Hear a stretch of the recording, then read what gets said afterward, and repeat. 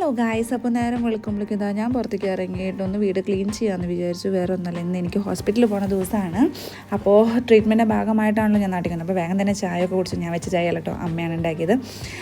അപ്പോൾ അത് കഴിഞ്ഞിട്ട് ഞാൻ എന്താ വേഗം ഇഡ്ഡലി കഴിക്കണു. ഇഡ്ഡലി കഴിച്ചിട്ട് ഞങ്ങൾ സുജു പുറത്ത് വെയിറ്റ് ചെയ്യുന്നുണ്ട് നമ്മളാക്കാൻ വേണ്ടിയിട്ട്. അപ്പോൾ ഞാൻ ഇഡ്ഡലി കഴിച്ചിട്ട് ഇറങ്ങാമെന്ന് പറഞ്ഞു. അപ്പോൾ അതൊക്കെ കഴിച്ചിട്ട് ഞാൻ ഇറങ്ങുകയാണ് ഹോസ്പിറ്റലിലേക്ക്. എൻ്റെ സ്കാനിങ്ങിൻ്റെ റിപ്പോർട്ടെല്ലാം കൈ പിടിച്ചിട്ടുണ്ട്. എന്താ വെച്ചാൽ എനിക്കറിയാം ഞാൻ എന്തായാലും എവിടെയെങ്കിലുമൊക്കെ എന്തെങ്കിലും മറന്നു വെക്കുന്ന ഒരു സ്വഭാവമുണ്ട്. അതുകൊണ്ട് ഞാൻ വേഗം തന്നെ അത് കൈ പിടിച്ചു, അല്ലെങ്കിൽ എനിക്ക് ചീത്തയായിട്ടാണ് തിരിച്ച് വരണമല്ലോ എന്ന് ഓർത്തിട്ട്.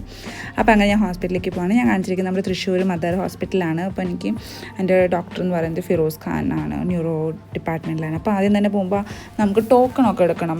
നമ്മൾ ഓൾറെഡി അപ്പോയിൻമെൻറ്റ് എടുത്തിട്ടുണ്ട്, നമുക്ക് ഓൾറെഡി അപ്പോയിൻമെൻറ്റ് എടുത്ത് വെച്ചിട്ടുള്ളതാണ്.